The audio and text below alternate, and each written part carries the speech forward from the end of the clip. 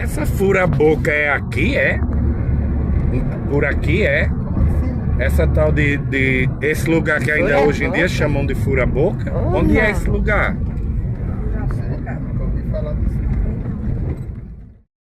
Depois de uma longa e sangrenta batalha, que entrou para a história como Guerra do Açu, os costumes alimentares dos habitantes nativos do nosso território somente são acessados em alguns relatos históricos ou através do nosso cotidiano hábito.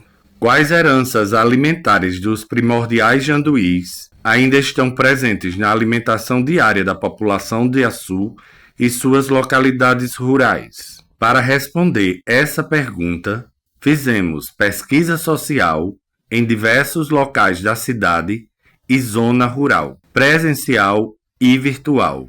É não, criatura, é porque, olha, desde ontem que eu só conto papel. Não aguento mais. Se eu tivesse que trabalhar no IBGE, eu endoidava. Matuta a imaginação. Quando você pensa sobre comida indígena, que tipo de alimento ou receita lhe vem à cabeça? Comida indígena.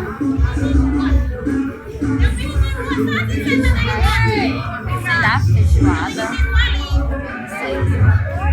Não sei bem dizer. Comida indígena, mandioca, girimum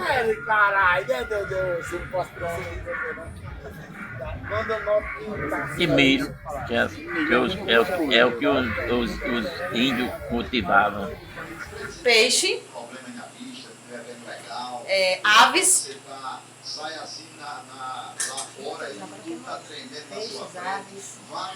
caças, comida no mato mesmo, coisas de mato.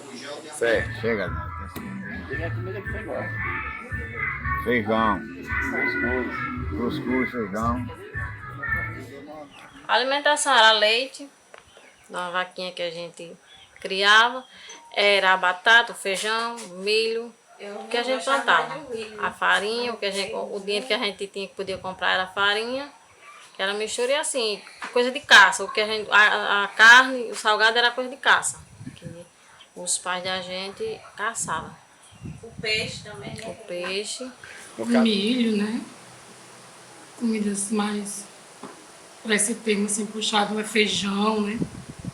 Deixa eu ver mais.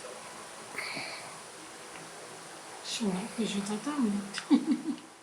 Cite alguns alimentos do seu dia a dia que, para você, guardam essa ancestralidade comum aos indígenas do seu território.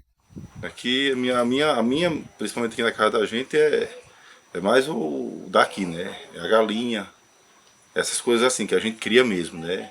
É uma carne de criação, essas coisas assim, que a gente mesmo produz aqui, né? Como a galinha, como o carneiro, que muitos hoje criam.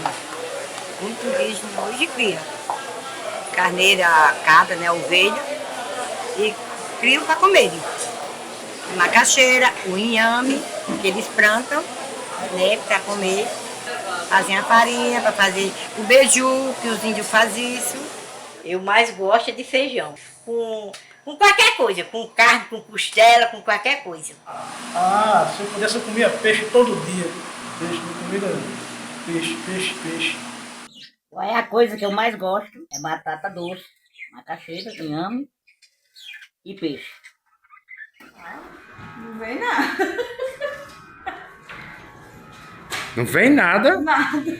E qual é a coisa que você mais gosta de comer? Peixe. Peixe? E o que mais? Só. Só? É o que eu gosto. Peixe, camarão. No tempo que os indígenas dominavam o Brasil, né? Antes que tivesse toda essa modernidade, onde os indígenas por si, os indígenas faziam a sua comida, as suas casas, os seus lugares, né, de sobrevivência. Hoje em dia é muito raro até a gente ouvir a palavra indígena, né? Minha comida favorita sempre é uma fruta, que querendo ou não lembra o tempo indígena, né? Porque os frutíferos já vinham desse tempo indígena, né? quando foi descoberto o Brasil, que os indígenas, as primeiras pessoas se alimentavam, sobreviviam das frutas, né? Podia ser um mamão, uma manga, uma maçã ou qualquer outra fruta mais fácil de ser descoberta. No trato dessa pesquisa, uma coisa é palpável. As pessoas não sabem o que é indígena. Desconhecem suas ancestralidades. Não sabem quem foram os janduís. E somente através do que comem, respondem de que fibras somos trançados.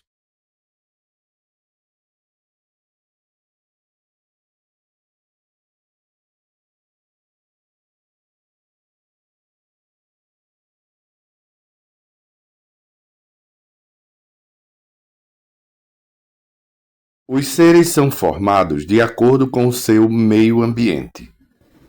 E o seu alimento é o bem mais próximo da terra. De dentro dela nasce, a terra sendo a mãe, e por isso louvada em cantos e versos com toda reverência. Na terra deu o que se deu, e assim antecedeu. Na terra dará o que se dá, e assim sucederá. A natureza mutável do sertão, consequência da longa estiagem e variáveis chuvas, obrigava seus nativos moradores a um regime nômade de vida. Esses janduís ancestrais levantavam ramadas em forma de A, com troncos e palhas verdes como abrigos. Construções efêmeras, evitando o sol ardente ou a chuva, embora preferissem dormir ao ar livre. Pelas noites faziam fogueiras, essas que também era o fogo da comida assada e cozida. Ali ficavam para se aquecerem. Costumavam passar as noites a cantar, sob intenso contentamento. Quando acampados, procuravam iniciar o dia com um banho de rio, após o que esfregavam-se com areia grossa, banhando-se novamente em seguida. Evitavam as marchas noturnas, com medo de cobras e serpentes. Somente iniciando suas viagens, após haver o sol desfeito o orvalho dos campos. Nos meses de novembro a janeiro, quando o caju começava a amadurecer, eles vinham para a zona da mata, pois eram raros os cajus no sertão. As castanhas tinham enorme valor social. Quanto mais castanhas, grandes, escolhidas, mais prestígio. Levantavam acampamento e, ateando fogo às palhoças, seguiam fazendo caminho pelas vazantes do rio, em passos largos e sentidos em alerta. Chegados ao novo acampamento, com troncos, galhos secos e ramagens verdes, refaziam seus abrigos, à beira dos rios, próximo de árvores de boa sombra. Os homens saíam a apanhar os peixes, ou para a caça, enquanto as idosas arrancavam raízes destinadas ao fabrico da farinha e seus pães, talvez similares às atuais tapiocas.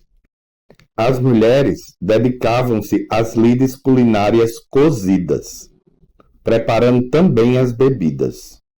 Os homens assavam suas carnes de caça e peixes direto na brasa, suspensas por gravetos. A macaxeira era o insumo principal e primordial dessa dieta, arrancada, beneficiada e replantada em cada pouso. As crônicas antigas ressaltam a elevada estatura dos janduís, capazes e dispostos para todo tipo de atividade, em nada preguiçosos, sempre faustos para a ação. Eram muito robustos, dotados de incrível força física, da pele da cor de raízes, castanha e viva, acesa. Uma espessa pele bruna, isso é, bronzeada, da cor do fogo, descreveram. As cabeças grandes e largas, membros e ossos grossos e fortes. Seus cabelos eram pretos, espessos e ásperos, cortados na testa à altura das orelhas, como uma cuia, e mantidos compridos na nuca. Depilava o corpo inteiro, inclusive as sobrancelhas, detalhes bem expostos nestas pinturas de Albert Eco, que, enquanto conviveu com eles, fez esboços precisos do ambiente, da fauna e flora, e com isso algumas grandes pinturas, inclusive essa do cacique Janduí. Em outra, enorme e panorâmica, é ressaltada a força da tribo e seus costumes, através da fisicalidade da dança. E por ser uma representação em tamanho real, a tela se destaca de outras representações feitas sobre essa região e seus habitantes.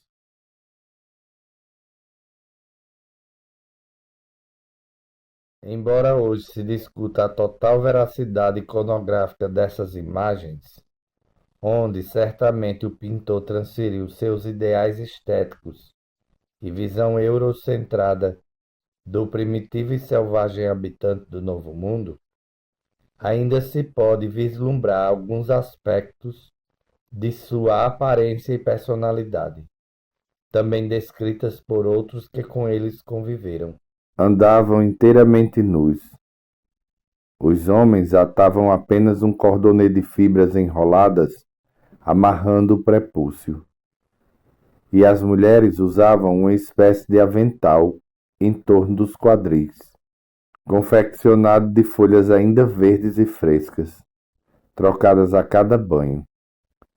As mulheres são definidas como bonitas e asseadas, e assim como os homens, apresentavam um olhar fixo, direto, atento, impressionante. Ao casar, recebiam um buraco em cada uma das faces. Neles introduziam pequenos enfeites de pau ou ossos. Isso os distinguiam dos não casados.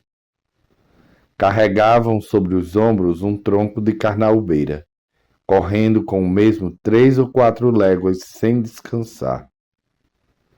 Isso para eles era um exercício e também fazia parte das provas dos ritos.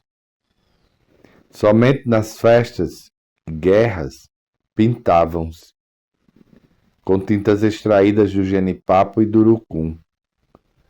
Portavam lindas penas de aves, introduziam ossos, penas, pedras e pedaços de madeira nas orelhas, narizes, bochechas e lábios. Calçavam sandálias, trançadas com a fibra de uma planta chamada por eles de curaguá, como uma variedade do abacaxi, de pequeno fruto rosado e folhas roxas. Alcançavam provecta e extraordinária longevidade. O rei Janduí gozava do conceito de contar com mais de 120 anos, ainda lépido e capaz de correr. Pedro Carrilho de Andrade dizia-os homens bem dispostos, sadios, sem achaques e de largas vidas. Incrível! Cada idoso que não podia mais andar e quisesse pegar as trilhas sertão adentro, tinha um jovem forte para carregá-lo nessas viagens, assim como para caçar e pescar para ele. Esses eram chamados buá, e ser buá de um ancião era um privilégio digníssimo. Os janduís não eram canibais, como é do senso comum. Os tarairius, de um modo geral, praticavam a endoantropofagia, isto é, comiam seus mortos misturados a farinhas em comunhão com os aparentados. Até os ossos dos falecidos eram consumidos, depois de devidamente secos pelo calor solar, sendo em seguida cremados ao fogo, pilados e pulverizados junto aos cabelos. Eram misturados com mel silvestre e comidos com massas de raízes. Aos que morriam, uma memória era colocada naquele canto, ali se reunindo periodicamente seus companheiros, para fazerem uma oferenda ao agora sobrenatural dele. Quando um homem matava, em combate singular, um de seu território, passava a manter e proteger, como seus, a esposa e os filhos do morto. Eram famosos por suas festas de muitos dias, em que bebiam seus fermentados de raízes e frutas. Compartilhavam a fartura da comida por todos. Seus tambores ressoam quilômetros. Pela noite e dia o canto e as danças não param.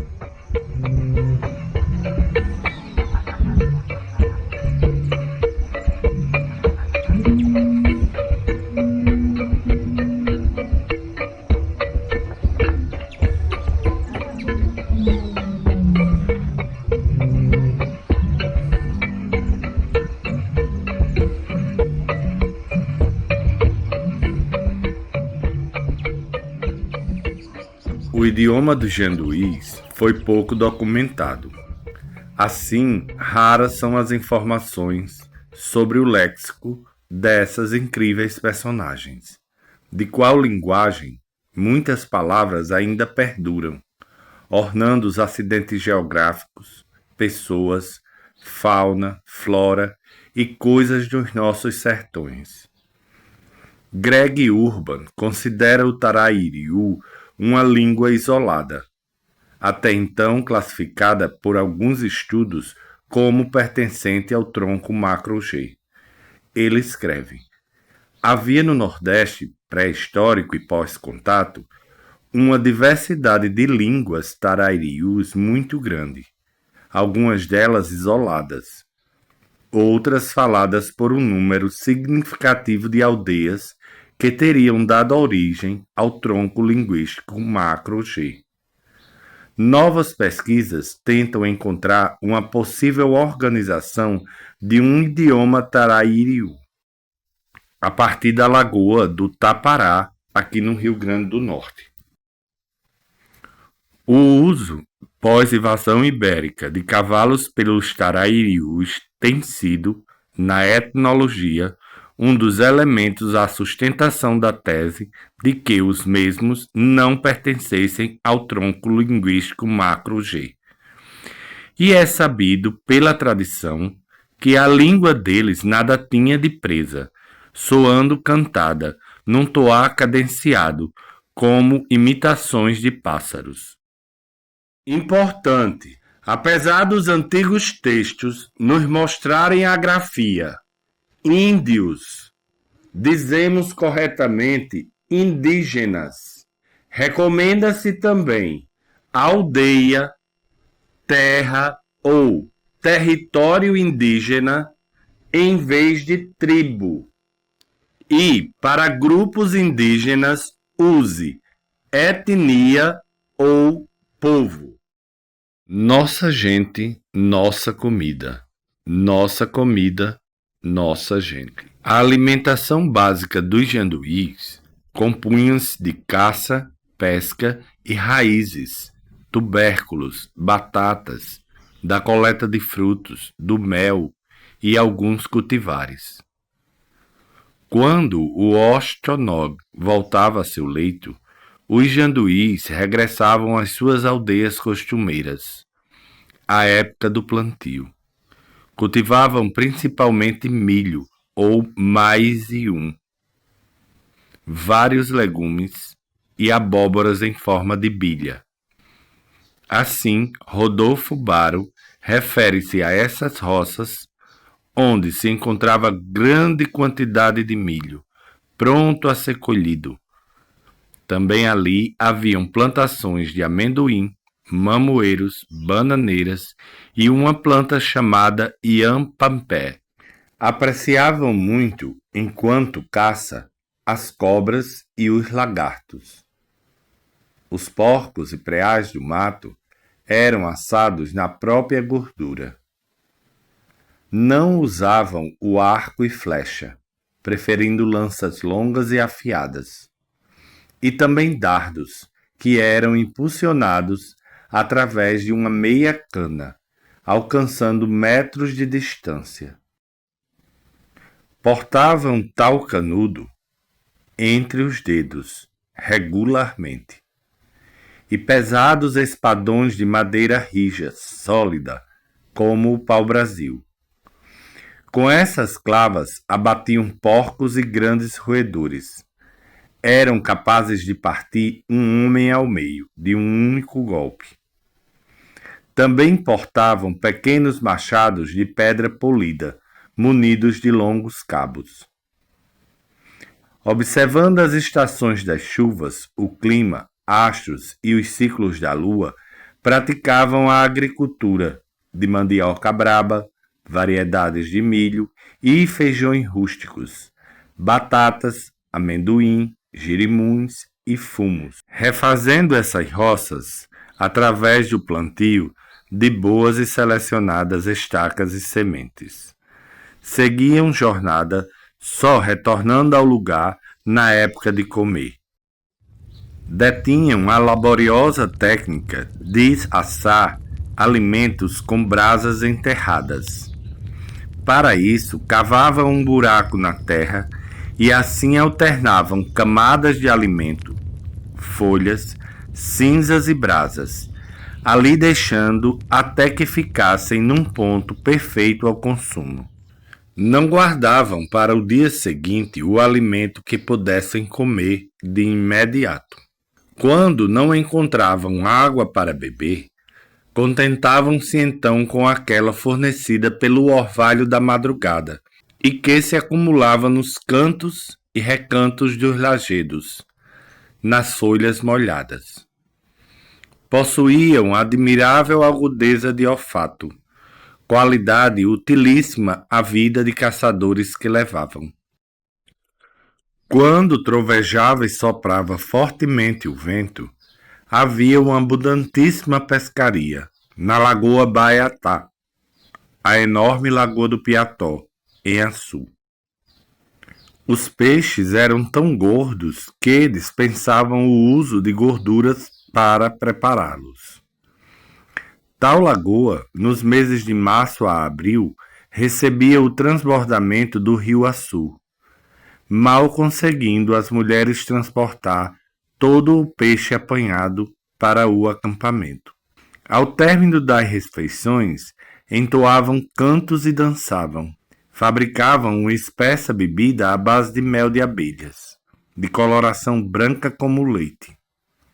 Suas farinhas, broas e pães eram feitos com a fécula de uma raiz, por eles denominada de atu, similar à atual macaxeira, que também, mastigada e cuspida em potes para fermentar, viravam uma espécie de cerveja.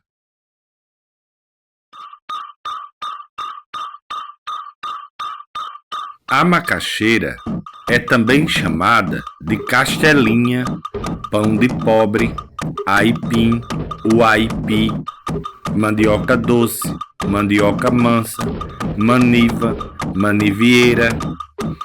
Já mandioca, do termo tupi mandió ou manioca, significa casa de Mani, sendo Mani a deusa benfazeja dos Guaranis.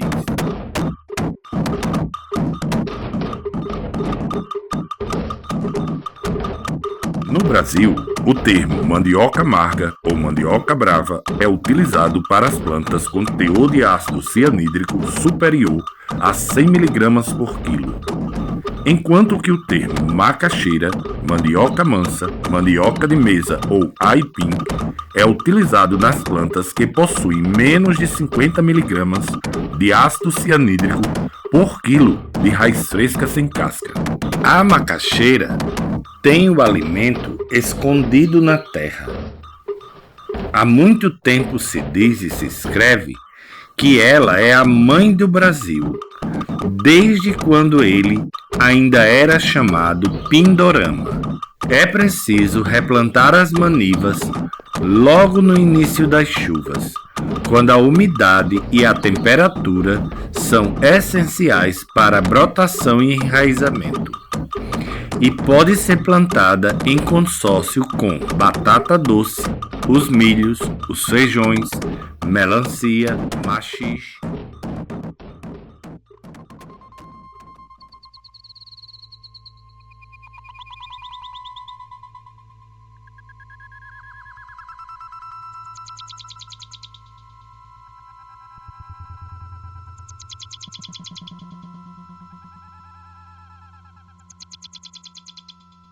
Criança, eu estava na feira e um velho pajé raizeiro me contou uma história, de tanto ouvir dizer, repassando as gerações incontáveis.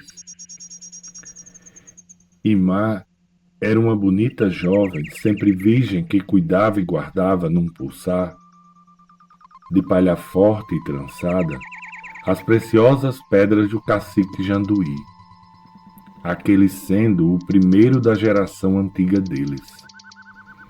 Essas pedras chamavam Quenturá, mais preciosas que 100.000 vezes 100.000 castanhas de caju, e eram, em dia de festa e celebração, cozinhadas num grande alguidar de barro, misturadas aos alimentos, para que nunca faltasse comida para aquela gente toda lá deles. Num dia de muita caminhada, cada um procurando a difícil caça naqueles dias, ou algum peixe, já que até o grande rio estava só um cipó da seca, a aldeia se mudando há vários dias, venturando melhor passagem, Imá perdeu a bolsa com as pedras. E depois de dias de muito procurar, auxiliada por todos e até por grandes guerreiros e pajés, não se encontrou as tais quenturais. Então, sofrida do remorso e da longa busca sem sucesso, ela enfim se matou. Ou uma cobra mordeu ela. Alguns dizem até que ela foi enterrada viva, pelo próprio dela capricho. Mas o que se conta é que a comoção do povo foi tão grande que ninguém quis comer a carne de Imá. E aquilo abalou o céu e choveu por muitos dias e noites. Era a terra só água e o firmamento escuro, o sol uma faísca de nada lá detrás das nuvens. Naquilo lá, já sendo mal assombro, pelo dizer dos pajés. O cacique, então, preocupado com o futuro de todos, já vendo a miséria e a fome matando muita gente, mandou cozinhar Imá para todos comerem, e por isso cortou uma tira do próprio couro da perna para misturar no alguidar, como uma oferenda. Mesmo assim, ninguém quis comer, não se chegava nem perto, e o fogo mesmo não acendia naquele mundo de chuva. O jeito sendo, pensou o cacique, era ele mesmo enterrar ela. E assim fez. E para isso procurou lugar e estante no escondido, de todos não ver ele fazendo. Se foi aí, a chuva parou e a terra secou, o sol abriu e já se via o cantar dos pássaros no céu. E tudo foi sendo esquecido e o caminhar recomeçou, à procura de caça e de pesca pelos sertões adentro. margeando o grande rio. Num tempo depois, já época da descida para a safra dos cajus, passando pelo mesmo lugar, encontraram uma frondosa planta, florida e nunca vista. As raízes saíam da terra de tão grandes e formosas, de um marrom acobreado, bonito, como a pele deles mesmos, e dentro, tão branca e lisa como dentes. Resolveram comê-la. O gosto do sabor do novo foi de boca em boca. Aquela era a mais gostosa raiz que já comeram. E o lugar era o mesmo que o Janduí enterrou em mar.